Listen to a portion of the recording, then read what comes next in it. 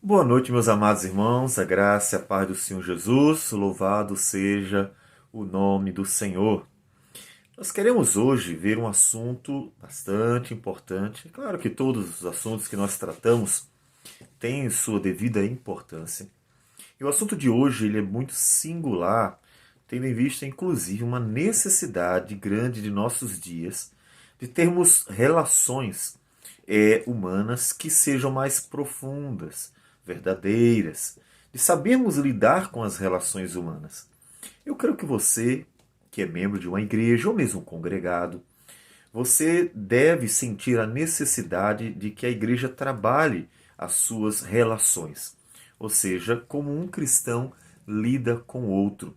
Há uma necessidade. O assunto é sério, o assunto tem uma implicação prática muito presente e o assunto ele afeta todos nós, porque nós temos uma necessidade de nos relacionarmos e nós precisamos de boas relações.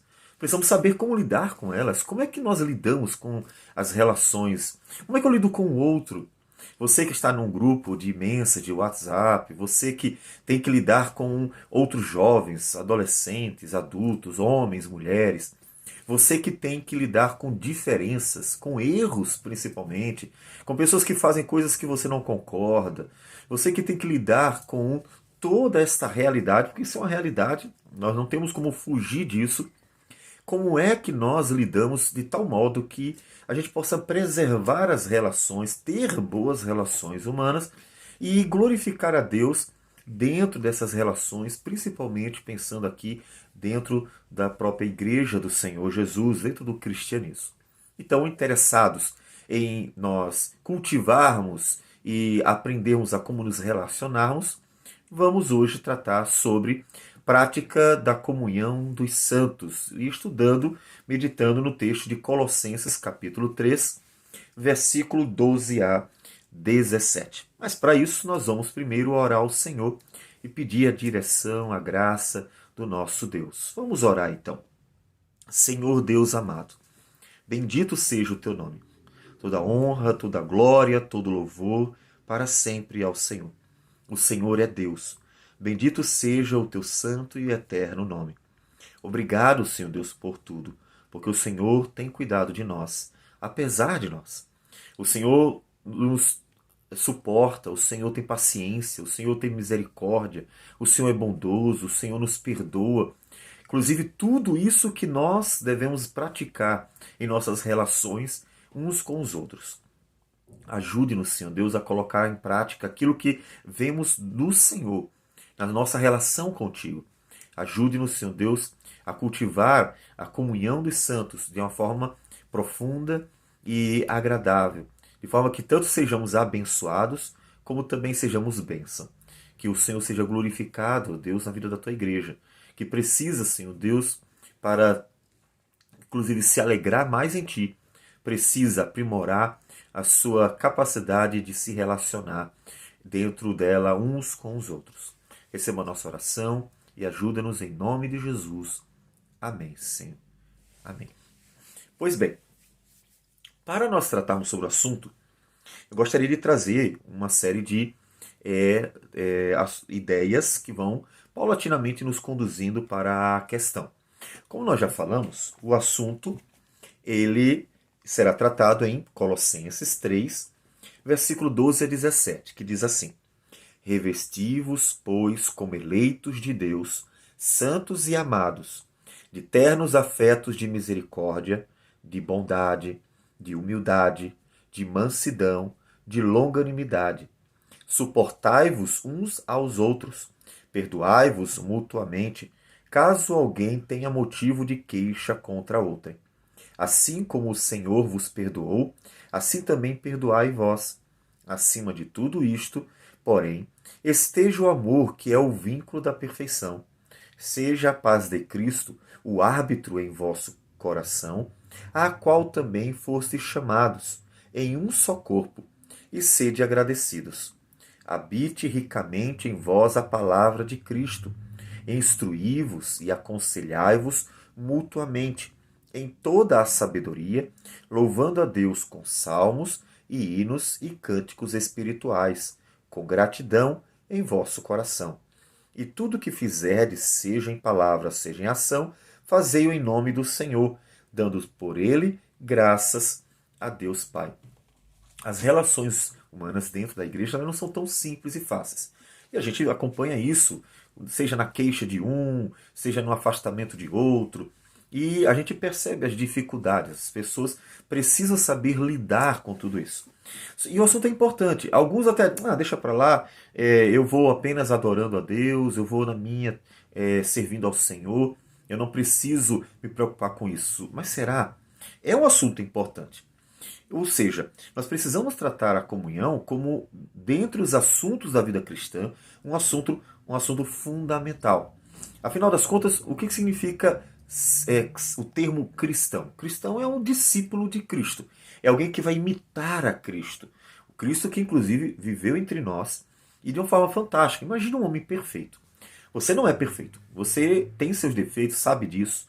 Sabe que de vez em quando escolhe algo que não é bom. Sabe que de vez em quando pisa no pé de alguém. Sabe que tem gostos particulares e que nem sempre é o do outro. Você tem uma série de, não só defeitos, mas também de peculiaridades, que são suas características. E veja, Jesus, quando veio, ele lidou com pessoas como você. Ou seja, cada qual com as suas peculiaridades, mas também cheio de defeitos. E conseguiu lidar com essas pessoas. Ele conseguiu preservar suas relações, inclusive guardando os seus discípulos, né, para que eles dessem continuidade à obra. Então, é preciso que nós pensemos. Cristão, o termo cristão nos aponta exatamente para um discípulo de Jesus. Alguém que segue Jesus. Inclusive alguém que vai ser parecido com ele, sendo ele o mestre. Mas o que é ser cristão? Na prática, o que é ser cristão? É estar unido a Cristo, né? Sua morte e ressurreição, a nova vida, algo novo acontece. Você não conseguia perdoar, mas algo novo aconteceu. Você não conseguia amar, mas algo novo aconteceu. Você não conseguia lidar com o defeito dos outros, mas algo novo aconteceu. Esse novo é aquilo que nós chamamos de vida cristã. Aquilo que antes você não conseguia, e pela graça do Senhor, por estar unido não só na morte, justificação, mas também na ressurreição de Cristo, que nos aponta para a nova vida, então você consegue viver algo novo. Mas também é estar unido ao Espírito Santo. A regeneração, que é exatamente o dar um novo coração, a santificação, que é o trabalhar do Espírito pela palavra na sua vida, para que você seja capaz de fazer coisas que talvez no passado você diga assim, é impossível. Como é que eu vou amar o inimigo? Como é que eu vou orar pelos que me perseguem? Como é que eu vou tratar bem uma pessoa que só me trata mal? Coisa dessa natureza.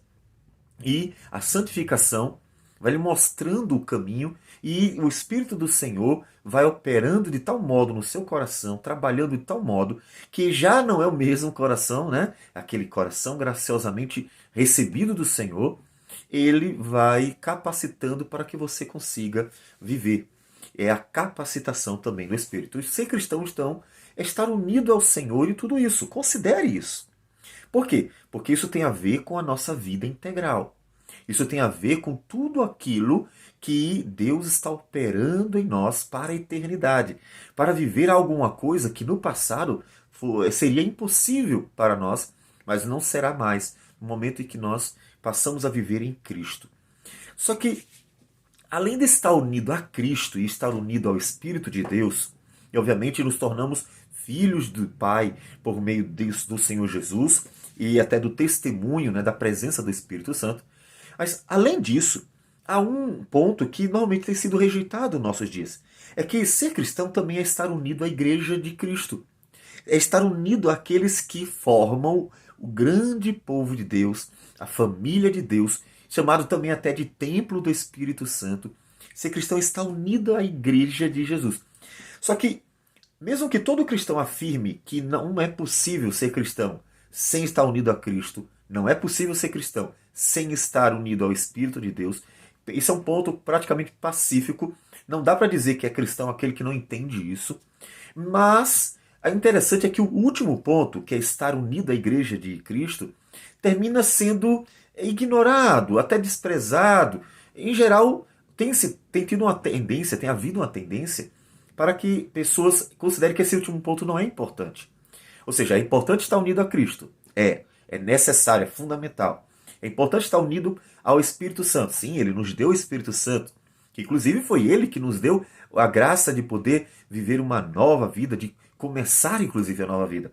Mas e estar unido à igreja de Cristo, que é chamada de a noiva do Cordeiro, que é chamado de a videira verdadeira, é aqueles que estão em Cristo, que é chamado do templo do Espírito Santo, ou santuário de Deus, como em 1 Coríntios 3, 16 17, que é chamada de família de Deus em Efésios capítulo 2, e estar unido à igreja do Senhor Jesus. Não seria importante?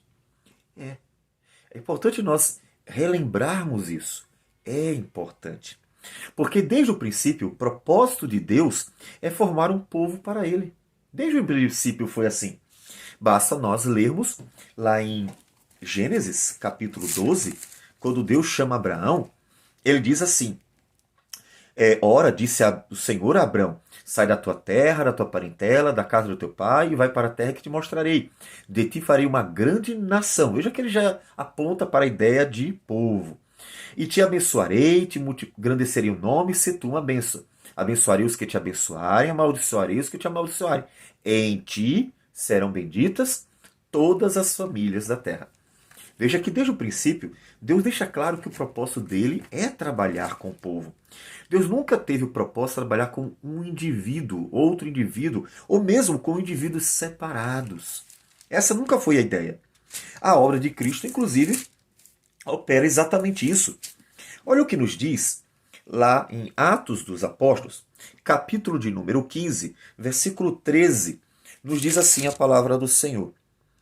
Depois que eles terminaram, falou Tiago, dizendo: Irmãos, atentai em minhas palavras. Expôs Simão como Deus primeiramente visitou os gentios, a fim de constituir dentre eles um povo para o seu nome. E aí ele cita, confere com isso as palavras do profeta: cumpridas estas coisas, voltarei e reedificarei o tabernáculo caído de Davi, levantando as suas ruínas, para que os demais homens busquem ao Senhor e também todos os gentios sobre os quais tem sido invocado o seu nome. Então veja que, desde o início, a ideia de Deus é formar um povo. E você diz assim: puxa vida, como é difícil viver nesse povo, como é difícil lidar com as diferenças, com as falhas, com as dificuldades. Sim, nós trataremos isso hoje, mas sempre foi o propósito de Deus formar um povo. Veja que quando Deus fez Adão e Eva, ele disse: multiplicai-vos. Ou seja, eu quero um povo. Eu não quero vocês dois sozinhos, não. Nada disso. Olha, nem invente de ficar apenas os dois. Trate de ter filhos. Trate de ter muitos filhos. Eu quero um povo. Essa é a ideia do Senhor desde o princípio. Portanto, é importante tratarmos sobre a necessidade de estar unido à igreja. Alguém que se converta e que não seja acrescido na igreja do Senhor Jesus. Veja que lá em Efésios, a Bíblia diz que Cristo derrubou o muro de separação para unir judeus e gentios. Olha como é importante. A morte de Cristo é um marco que inaugura uma nova etapa da história do povo de Deus, em que Cristo derrubou a parede que separava a inimizade entre judeus e gentios. Efésios 2, versículo 14, diz que ele é a nossa paz, o qual de ambos, aí é judeus e gentios, fez um. E tendo derribado a parede de separação que estava no meio, a inimizade. Veja, ele então reconciliou, versículo 16, ambos em um só corpo, com Deus, por intermédio da cruz, destruindo por ela a inimizade. Porque por ele ambos temos acesso ao Pai em um Espírito. Assim, já não sois estrangeiros e peregrinos, mas concidadãos dos santos, e sois da família de Deus. Paulo diz que judeus e gentios formam uma família, formam um povo. Veja que Jesus morreu na cruz para formar uma família chamada de família de Deus. Um povo chamado povo de Deus. Veja como é importante, o assunto é sério. Porque a morte de Cristo na cruz é um marco para a constituição de uma única família para Deus. A família de Deus, que é o povo do Senhor. Deus sempre quis isso. Sempre foi propósito de Deus.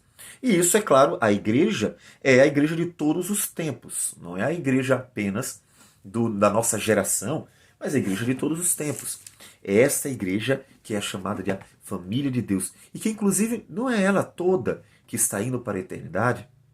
Jesus disse que quando viesse o Filho do Homem, ele chamaria todos os que confiaram nele, que creram nele, e diriam: benditos o meu Pai, vinde, vinde, vinde para o reino que está preparado. Preparado para quem? Para um? Para outro? Não, para aqueles que estavam nele e que juntos herdam a vida eterna, juntos herdam as bênçãos do Senhor. Lá em 1 Timóteo 3,15, nos é dito que que Timóteo deveria ficar ciente de como se deve proceder na casa de Deus, que é a igreja do Deus vivo, coluna e baluarte da verdade. Hoje o papel da igreja, inclusive, casa de Deus, igreja do Deus vivo, coluna e baluarte da verdade. Então, é um assunto importante, porque a nossa união com Cristo, nossa união com o Espírito, conduz também a uma união com a igreja. Nós não podemos eliminar esse último ponto, porque é propósito de Deus isso. E a comunhão dos santos, ela é tratada dentro do plano redentor, não é uma coisa à parte. Viver em unidade, tratar a comunhão, saber se relacionar, as crianças, os adolescentes, os jovens, os adultos, os homens, as mulheres, saber se relacionar, isso é um assunto à parte, isso é uma questão outra. A gente pode tratar depois? Não. Tem tudo a ver com o plano de redenção, tudo a ver. Lá em Colossenses, capítulo 1, versículo 13, nos é dito que ele nos libertou do império das trevas e nos transportou para o reino do Filho do seu amor. Jesus tirou de um lugar ruim, o império das trevas, e nos colocou aonde? Ele não soltou: olha, libertei vocês do império das trevas, agora sigam, vão livre, façam cada qual a sua vontade, já não são mais escravos, podem seguir livres. Não, ele colocou em outro lugar. Ele colocou no reino dele. A igreja pertence ao reino de Deus. A igreja não é o reino de Deus, porque o reino de Deus é maior que a igreja. Mas a igreja pertence ao reino de Deus. O reino de Deus tem a ver com o universo inteiro. Mas a igreja pertence ao reino de Deus. E nós somos tirados então do império das trevas e transportados para o reino de Deus. Então nós formamos o quê? Formamos um povo. Então observe que tem a ver com o plano de redenção. A morte de Cristo, ela é em favor de um povo e para que nós vivamos como povo. E é dentro deste reino que nós vamos encontrar, por exemplo, o amor. Não é no reino de Deus que nós encontramos o amor de Deus, o amor de Cristo, o amor que nós podemos viver. Encontramos a paciência. Como Deus é paciente conosco, com seus filhos. Encontramos também a bondade de Deus, que toda vez está nos cercando. Encontramos a misericórdia. Veja que é exatamente neste reino que nós encontramos os atributos comunicáveis de Deus que se manifestam para nós e que inclusive nos são dados para que nós possamos viver nele e para ele. Porque o pecado foi deteriorando em nós a imagem de Deus, não tirou, mas marcou profundamente. E no reino de Deus, Deus vai restaurando a sua imagem em nós. Como diz 2 Coríntios 3,18, restaurando a imagem de Cristo em nossas vidas. Então veja que no reino de Deus nós somos um povo. E Cristo nos uniu a Ele na ressurreição para vivermos a beleza desta vida de Cristo nas nossas relações também. Observe o fruto do Espírito. Lembra do fruto do Espírito? Gálatas, capítulo 5, versículo 22 e 23, o fruto do Espírito. Perceba que todas as partes do fruto do Espírito apontam para relacionamentos. Observe. Mas o fruto do Espírito é amor. Mas eu só posso viver o amor em relações. A virtude, que é o amor, ela precisa de relações. Eu não conseguiria mostrar amor se eu existo sozinho. Amor a quem? A quem eu amo? A mim mesmo? Não é esse o amor. É a virtude, amor. Alegria, paz, pensando também em relações, longanimidade. Como é que você vai ter paciência com quem? Benignidade, bondade, fidelidade, mansidão, domínio próprio. Observe que, em termos gerais, todas as partes do fruto do Espírito apontam para a ideia de que nós estamos nos relacionando com alguém. E veja, fomos unidos a Cristo na morte e ressurreição, recebemos do Espírito Santo para viver estas coisas, para viver dentro das relações a bênção de uma nova vida capaz de se relacionar, capaz de viver com Cristo Jesus e para Cristo Jesus dentro das nossas relações humanas com o outro. Mas a comunhão dos santos não é fácil. Eu sei. Não é fácil você conviver comigo, com o outro, com a mulher com a amiga, o homem com o seu amigo, os jovens entre si. Não é fácil. Há diferenças e há divergências, há pecados. Por que não é fácil? Porque você é um pecador. E essa é a primeira coisa que você deve, obviamente, ter consciência. Eu sou um pecador, eu cometo erros. Então, não deve ser fácil lidar comigo, porque eu também erro. Mas não é só você que é pecador, é o outro. Ou seja, você está lidando com pessoas que ainda são pecadoras. E, portanto, ainda erram. Tem momentos que eles frustram, tem momentos que eles fazem uma coisa que você não gostou, tem momentos que eles falam coisas que você não gostou. Aquelas divergências por causa de falhas, né? Pessoas que vão discutindo porque um cometeu um erro, o outro acha que não cometeu erro, e coisas dessa natureza. Então, observe que nós temos dificuldade nas relações porque nós somos pecadores. Essa é a verdade, nós somos pecadores. E é por isso que temos dificuldade nas nossas relações. Mas também temos todo aquele subjetivismo, as peculiaridades. Por exemplo, você gosta de uma coisa, eu gosto de outra. Você tem uma preferência, eu tenho outra. Você tem uma vontade, eu tenho outra. Você tem uma ideia, eu tenho outra. Não posso ignorar isso. E são coisas que não necessariamente sejam erradas. Você gosta de bolo de chocolate e leva para um momento de interação entre os irmãos, leva bolo de chocolate. Mas eu não posso comer bolo de chocolate, eu tenho uma alergia, eu gosto de bolo de cenoura. E então acontece que talvez naquele momento a pessoa, puxa, olha, trouxe bolo de chocolate, eu não podia comer bolo de chocolate. E aí a diferença entre uma pessoa e a outra, é claro que nas relações a gente vai se conhecendo aos poucos, e observe que tudo isso pode dificultar, não necessariamente, não era para ser assim, e aí pode saber lidar, mas são pontos que terminam dificultando as relações. Porque as pessoas gostam de uma cor, a outra gosta de outra. As pessoas têm um jeito, as pessoas têm outra. E além disso, têm os seus próprios defeitos. Então veja, eu preciso, e quando eu criei em Cristo, eu fui unido à igreja, mas ao mesmo tempo não é fácil. Ou seja, viver como cristão junto aos outros cristãos é uma bênção, mas não é fácil. Não é simples, não é simplório. É algo que exige de nós um certo esforço, uma certa dedicação. Por quê? Por quem eu sou, pecador e com peculiaridades, e pelo que o outro é, também um pecador e com suas peculiaridades. Como é que eu junto esses dois? Como é que eu lido com os dois? Ou seja, como pessoas pecadoras e diferentes, veja, além de ser pecador, ou seja, erram, e aí eu cometi um erro e a pessoa não gostou. E obviamente ela pode ficar chateada e eu tenho que saber lidar com isso, ela tem que saber lidar com aquilo que aconteceu. Mas não só isso, também com as diferenças. A gente tem gosto diferente. Vamos sair todos, né?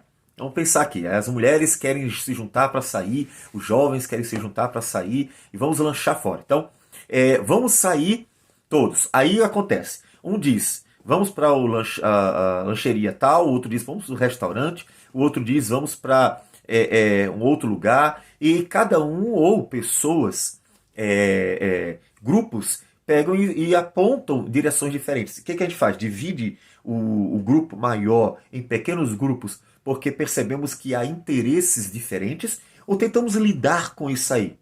Como é que nós fazemos? Então, observe que há dificuldades naturais por causa, inclusive, da nossa realidade de um mundo que é um mundo debaixo do pecado. Nós não somos puros nem perfeitos. E essas dificuldades precisam ser tratadas. Por quê? Porque eu não posso dizer assim, sabe de uma coisa? Não é importante viver em comunhão, não é importante viver unido à igreja. Então, eu vou servir a Deus sozinho. Isso não existe, isso não é uma possibilidade.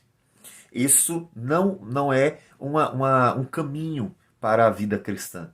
Para a vida cristã, O caminho é estar unido à igreja, estar unido ao povo de Deus, porque Deus não nos chama para viver solitários, isolados. Isso nunca foi o propósito de Deus. Por isso que Deus não fez só Adão. Se Deus quisesse um homem solitário, ele teria feito só Adão. Mas ele fez a Eva para que os dois formassem um povo para Deus. E Cristo Jesus, quando morreu na cruz, morreu por um povo e não apenas por um indivíduo, porque ele quer um povo. Então, esse é o propósito, Senhor. Então, eu preciso saber lidar com esse problema. Pessoas pecadoras e diferentes. Como elas podem viver a beleza da comunhão? Como é que elas podem viver algo tão bonito que é o relacionamento, a comunhão, o poder viver uns com os outros, se elas são pecadoras e são diferentes? Como é que conseguimos? Será que é possível? Veja, por meio da fé em Cristo, temos adentrado ao reino de Deus. Isso significa, Deus foi quem me colocou junto à igreja. Quem teve a ideia de me colocar junto com esse povo foi Deus. Quem teve a ideia de me unir a essas pessoas foi Deus. Quem teve a ideia de misturar esses pecadores diferentes foi Deus. Não é uma convenção nossa. Deus nos coloca dentro desse povo. Então, é uma obra dele. Por meio da palavra de Deus, somos conduzidos à verdade. Então, veja, é possível. Opa, nós temos uma direção igual. A Bíblia que você tem na mão é a mesma que eu tenho na mão. Então, significa que Deus nos dá o mesmo ensinamento, a mesma direção. E então, eu tenho a possibilidade de andar junto, lado a lado, porque a verdade nos é dada. Não são verdades, como se cada um tivesse a sua. De forma alguma. Não há uma relativização da verdade. A verdade ela só pode ser uma. Ou seja, ela tem que ser absoluta. Caso contrário, ela não será a verdade. Será uma ideia. E o que Deus nos dá não é uma ideia, é a verdade. Então, nós temos uma direção certa. Por quê? Porque nós temos o mesmo ensino. Nós aprendemos a mesma palavra. E também porque o Espírito Santo, ele nos desperta para isso. O Espírito Santo, ele toca no seu coração e diz assim, minha irmã, meu irmão, você precisa amar o teu irmão. Você precisa, meu filho, minha filha, você precisa amar o teu irmão. Ele fala conosco e trabalha a nossa vida para que nós possamos viver. Se você, inclusive, já pensa, pastor, eu preciso tanto trabalhar uma série de questões em minha vida, eu preciso tanto trabalhar uma capacidade de perdoar. A pessoa me faz um mal e eu não consigo perdoar. A pessoa faz uma coisa que eu não gostei e eu fico com rancor, eu fico guardando muito tempo. Como resolver isso? Por meio do Senhor. Senhor, eu preciso perdoar. É uma obra do Senhor trabalhar em nossas vidas. Então, nós devemos orar por isso. Nós devemos pedir a Deus que fale conosco pela palavra. E essa palavra, então, vá marcando o nosso coração. Precisamos, então, que o Espírito Santo nos ajude. Senhor, tira de mim o que te desagrada. Tira de mim. Opera em mim. Davi orou de forma parecida. Lá no Salmo 139, Davi termina o Salmo orando da seguinte forma. Ele diz: sonda-me, ó Deus, e conhece o meu coração. Prova-me e conhece os meus pensamentos. Vê se há em mim algum caminho mau e guia-me pelo caminho eterno. Senhor, vê se tem alguma coisa errada em mim. Vê se eu tenho algum pecado, algum sentimento mau, algum pensamento mau. Vê se tem alguma coisa que não está boa e tira de mim e faz com que eu pense e tenha sentimentos, atitudes que agradem ao Senhor. Observe que Davi reconhece que Deus pode operar no coração dele e que ele pode ter muitas coisas que ainda precisam mudar. Então ele tanto reconhece as falhas, quanto a graça de Deus, o poder de Deus para trabalhar as nossas vidas. Você precisa trabalhar a capacidade de perdoar. Você precisa trabalhar a capacidade de amar, independente de ser tantas vezes frustrado, de nem sempre concordar. Você precisa, então, coloque diante do Senhor. Senhor, vê o que há em mim que ainda precisa ser trabalhado. Vê o que há em mim que ainda precisa ser mudado. E trabalha na minha vida para que eu consiga lidar. Porque a ideia não é, se não deu certo, não deu certo. Eu vou embora, ou eu não ligo, deixa para lá. Não. Essa é a tendência natural. Quando jovens veem que alguma coisa não está batendo, não está dando certo, uns pensam de um jeito, outros de outro, há defeitos, a tendência é abandonarem.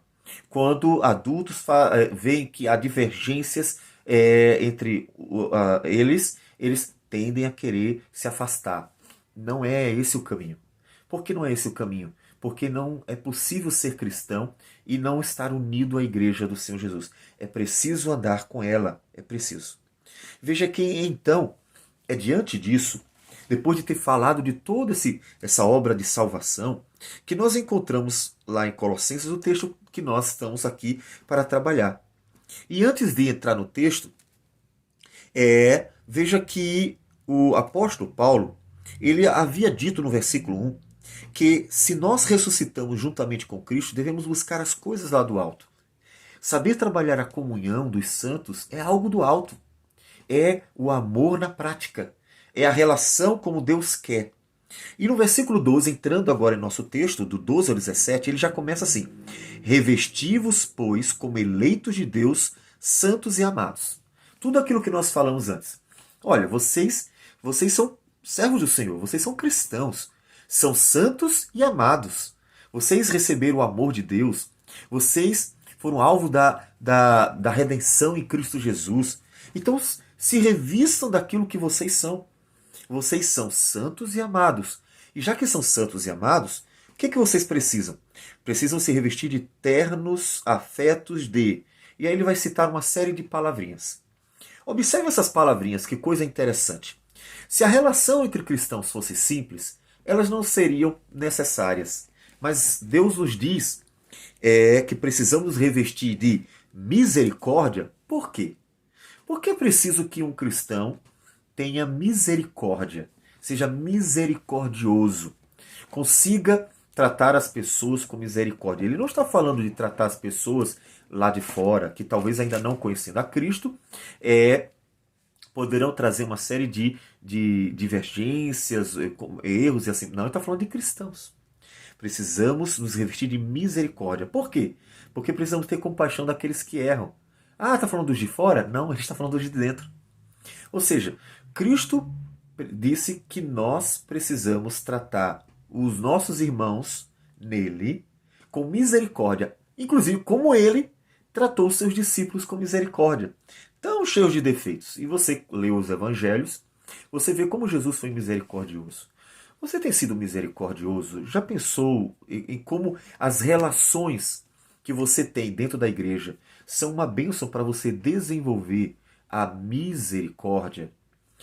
Eu normalmente observo o seguinte: acontece de algumas pessoas mostrarem que têm pensamentos e atitudes que não batem.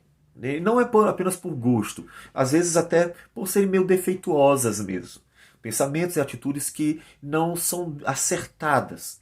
E a tendência daqueles que veem isso, que veem essas atitudes que não são adequadas, é já olhar assim: não gostei, não quero mais me envolver. Essa é a tendência natural. Isso é muito claro, fica muito evidente. E aí as pessoas se afastam logo. Fulano é assim. Eu vou deixar para lá. E se afasta. O outro é de outro jeito. Eu vou me afastar. E aí eles vão se afastando porque encontraram defeitos nos outros. Só que observe, Paulo diz: vocês que são santos e amados, se revistam de misericórdia. A misericórdia é a capacidade de perdoar aquele que erra. Isso é a misericórdia. Misericórdia é a capacidade de perdoar aquele que erra. Você lembra da parábola que Jesus contou do credor incompassivo? Está lá em Mateus capítulo 18. Você deve lembrar, ele conta a parábola em que duas pessoas que devem, de fato. No reino, ele diz assim, eu vou fazer a leitura. O reino dos céus é semelhante a um rei que resolveu ajustar contas com seus servos. E passando a fazê-lo, trouxe um que lhe devia 10.000 talentos, muito dinheiro. Não tendo ele, porém, como pagar, ordenou o Senhor que fosse vendido ele, a mulher, os filhos e tudo quanto possuía, e que a dívida fosse paga, ou seja, justiça. Então o servo, prostrando-se reverente, rogou: sê paciente comigo e tudo te pagarei. E o senhor daquele servo, compadecendo-se, mandou-o embora e perdoou-lhe a dívida. Primeiro a justiça, mas depois a misericórdia. Veja que grande misericórdia perdoar uma grande dívida. E aí ele diz que aquele servo, saindo, encontrou outro dos seus conservos que lhe devia apenas 100 denários, muito pouco comparado com o que ele devia. E agarrando-o, sufocava, dizendo: paga-me o que me deves. Então o seu conservo, caindo-lhe aos pés, lhe implorava: sê paciente comigo e te pagarei. Ele, entretanto, não quis. Veja, ele quis a justiça, mas não quis a misericórdia. Todavia, ele, lá atrás, viu o Senhor querer aplicar a justiça, mas recebeu a misericórdia. Ele, entretanto, não quis. Indo-se, o lançou na prisão até que saudasse a dívida. Vendo seus companheiros o que havia passado, entristeceram-se muito e foram relatar ao seu senhor tudo o que acontecera. Então seu senhor, chamando-lhe, disse: servo malvado, perdoei-te aquela dívida toda. Por que me suplicaste? Sabe os seus pecados? Os muitos pecados que você tem? Que Deus perdoou quando você se humilhou, crendo na justiça de Jesus e pediu perdão para não ir para o inferno?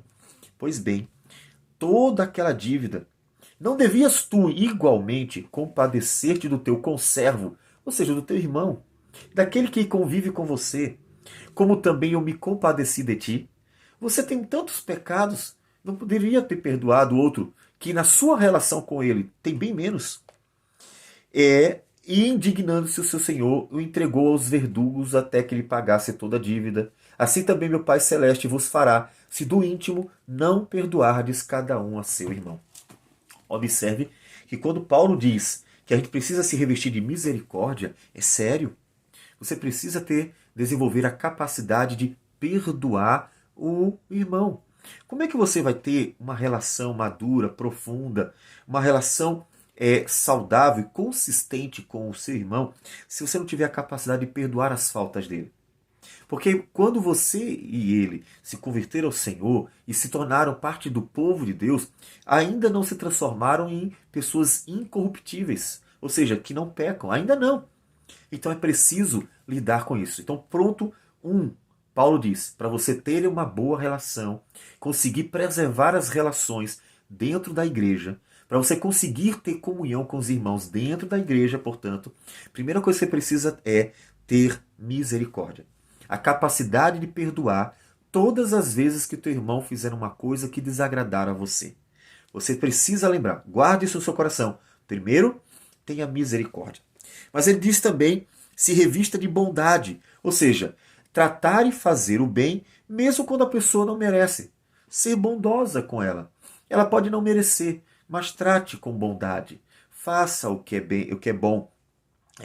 Faça aquilo que será bom para ela. Então a bondade ela é importante dentro das relações. Por quê? Porque as pessoas não merecem de fato de nós o nosso melhor, porque elas também erram. A gente não dá às pessoas o que elas merecem, a gente dá para as pessoas o que nós devemos dar. Porque todos nós falhamos. E se nós formos exigir aquilo que nós achamos merecer, não seria coisa boa. Teríamos a justiça. Mas nós sabemos que a justiça, se aplicada a nós por causa dos nossos pecados, vai trazer danos. Então, que nós clamamos pelo quê? Clamamos pela misericórdia. Então, vem aqui também a bondade. Trate com bondade, dando às pessoas não o que elas merecem, mas dando o que é bom. Dê o que é bom, não necessariamente o que elas merecem. Pois bem, você não vai olhar para os méritos delas, você vai olhar para o que é bom para elas. Paulo também diz que nós devemos nos revestir de humildade, ou seja, não ser arrogante, principalmente diante dos erros dos outros. É tão difícil isso, né? A gente lidar com o outro com humildade, a capacidade de ceder. Sabe aquele momento em que você tem que ceder porque um quer uma coisa, o outro quer outra? Aquele momento em que você precisa valorizar o outro em vez de querer ser valorizado. As pessoas têm ideias diferentes, as pessoas tantas vezes querem mostrar serviço e a gente precisa saber lidar com esses momentos com humildade. Ou seja, não precisamos e não devemos querer ser grandes, maiores do que os outros. Devemos simplesmente que viver. Viva, faça o seu melhor, mas não queira ser melhor do que os outros. Porque quando você quer ser melhor que os outros, quer ter sempre razão, quer que suas ideias sempre sejam aplicadas, você quer dominar com os outros, então fica só você, os outros estão sempre abaixo. Isso é o que acontece com aqueles que lideram. Aqueles que lideram, eles precisam muito, muito mesmo, ser humildes, como Jesus.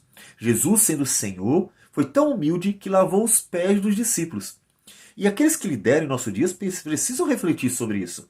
Porque se aquele que lidera, lidera pelo gosto do status, pelo gosto de mandar no outro, então os outros serão sempre servos dele. Não haverá um mútuo serviço, um servindo o outro. Haverá sempre uma pessoa dominando sobre a outra. Que em geral é o que acontece na política.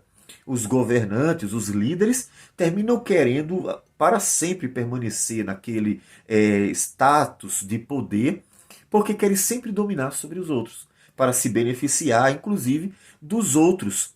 Isso não é humildade. Então, tenha humildade na sua relação. Pensa assim, eu não sou melhor que os outros, eu sou tão pecador quanto. Então, meu papel é servir.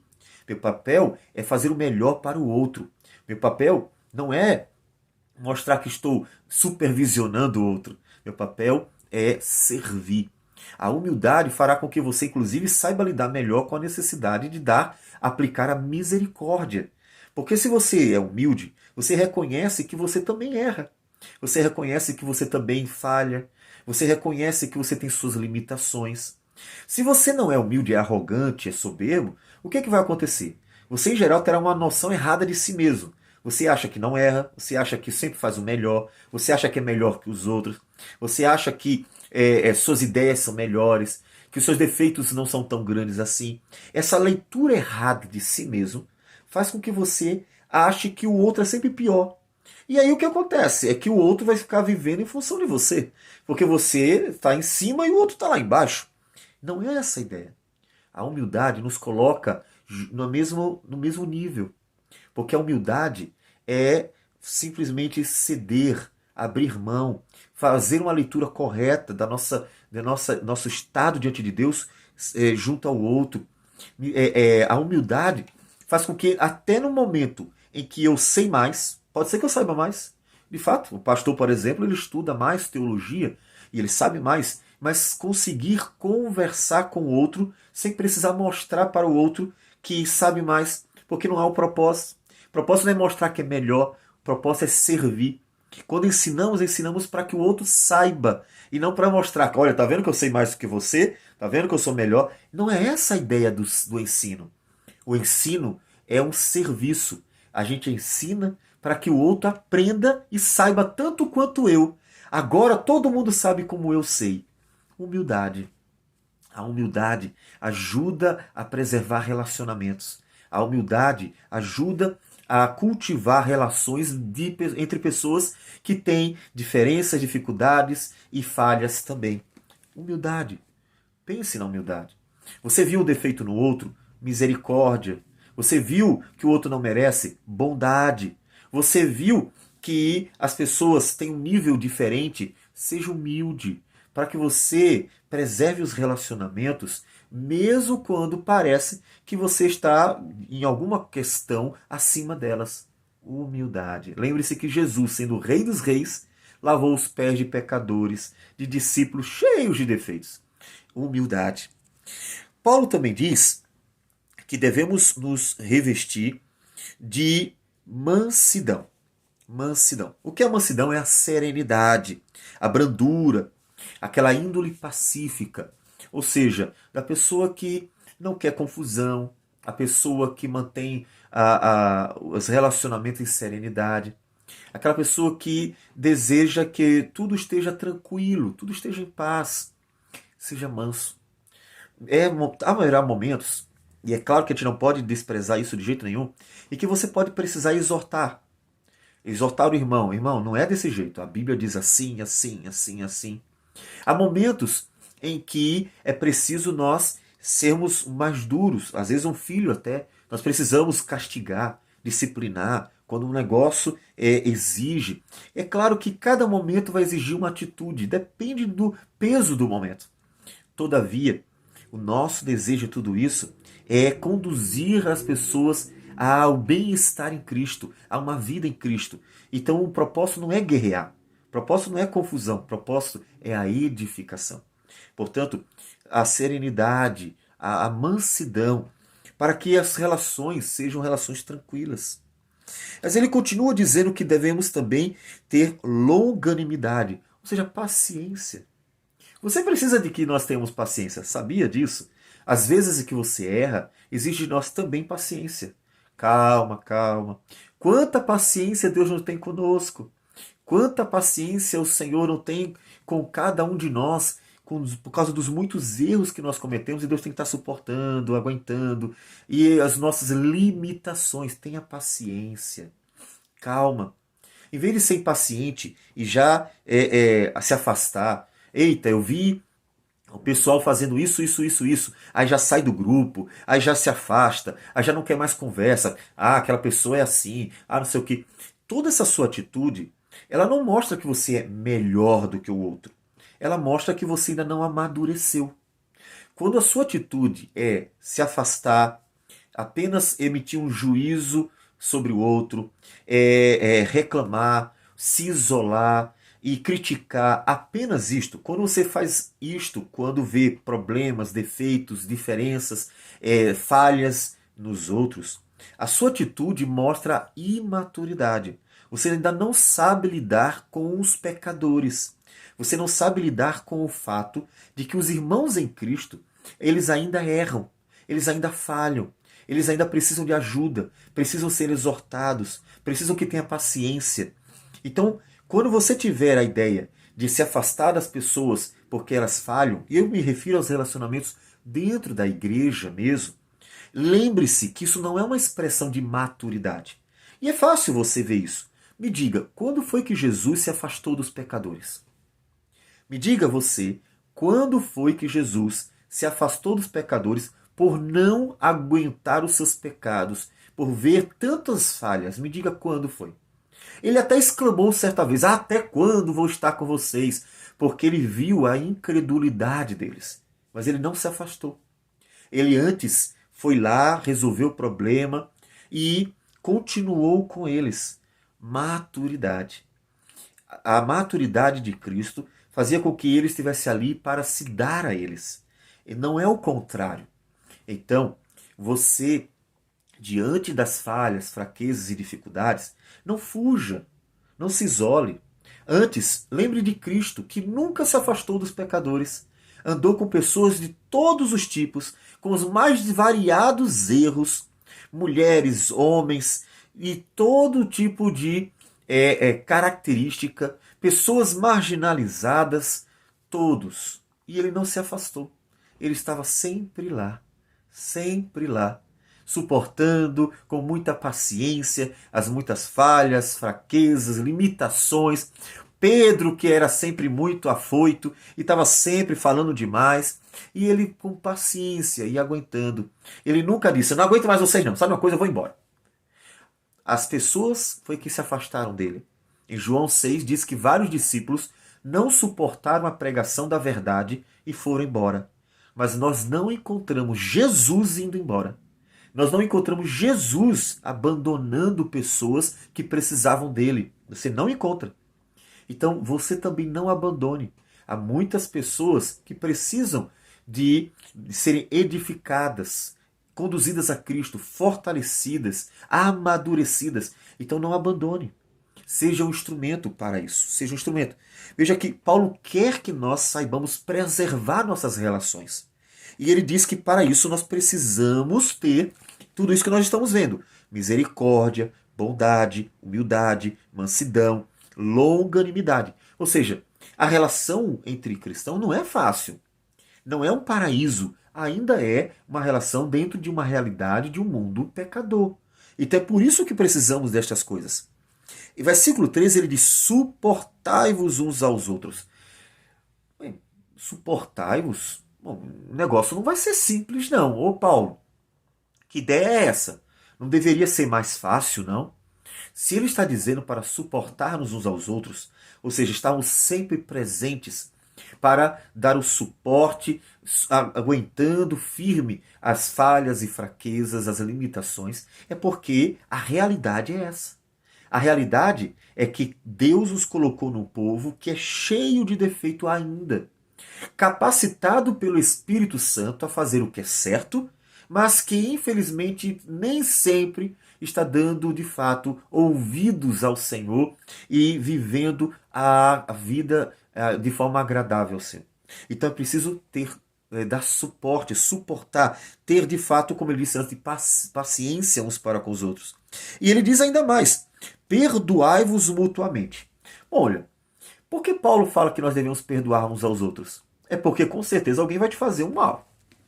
Se as pessoas com quem você convive como cristãos nunca vão errar com você, nunca vão frustrar, nunca vão te magoar, nunca vão cometer um pecado na sua frente, nunca vão fazer nada de errado, então eu não preciso me preocupar com perdoar.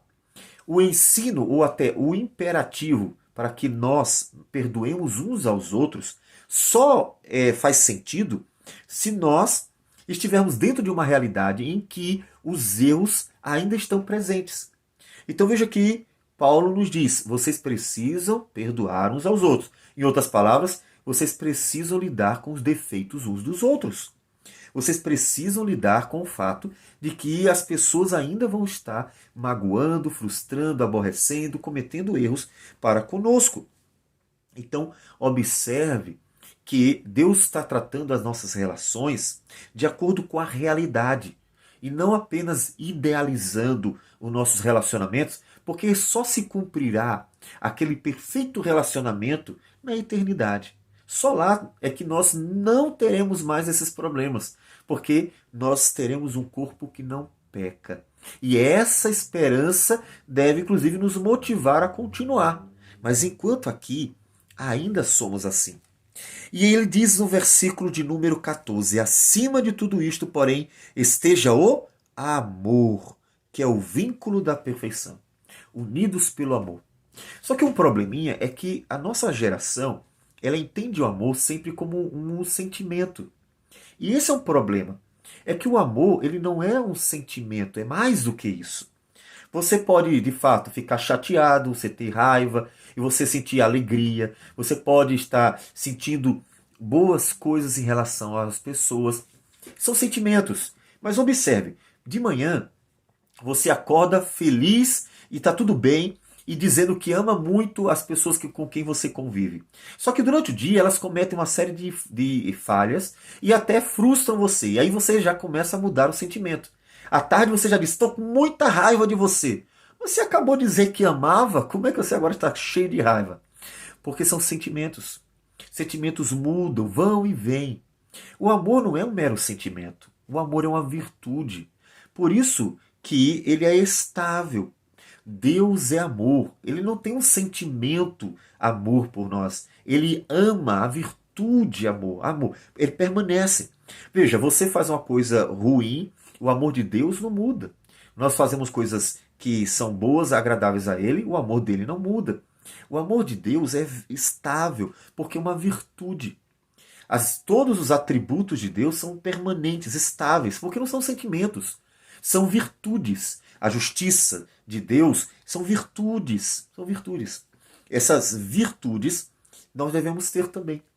Então, o amor é que nos une, o vínculo, o vínculo.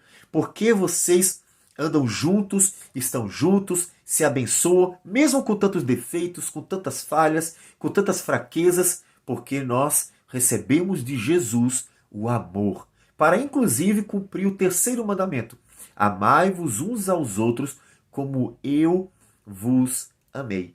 O amor que é uma virtude. Jesus várias vezes ficou chateado com as falhas dos discípulos, mas ele não deixou de amá-los. Sentimento, ele muda. Você vê uma coisa boa, se alegra. Você vê uma coisa ruim, fica triste. Mas virtudes não mudam. As virtudes, elas simplesmente são o que são. Então, ame de forma estável. Ame virtude. Continue amando. Mesmo quando está chateado. Estou chateado, mas eu continuo tratando com amor. Estou aborrecido, mas eu continuo tratando com amor. Exatamente, inclusive, o que nós temos lá em Romanos, capítulo 12, Paulo diz o seguinte: não torneis a ninguém mal por mal, esforçai-vos por fazer o bem perante todos os homens. E no final ele diz assim: pelo contrário, se o teu inimigo tiver fome, dá-lhe de comer. Se tiver sede, dá-lhe de beber, porque fazendo isto, amontoarás brasas vivas sobre sua cabeça. Não são sentimentos, é a virtude.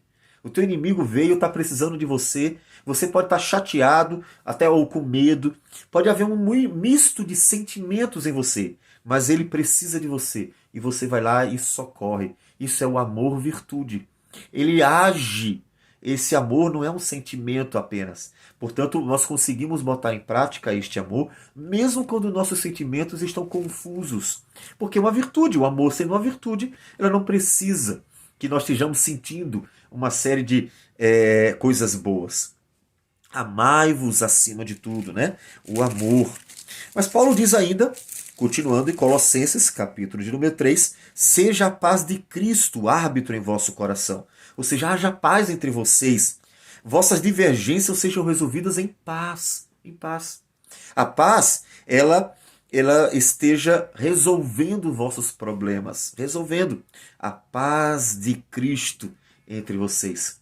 Então, tudo isso mostra que as relações humanas dentro da igreja também não são fáceis.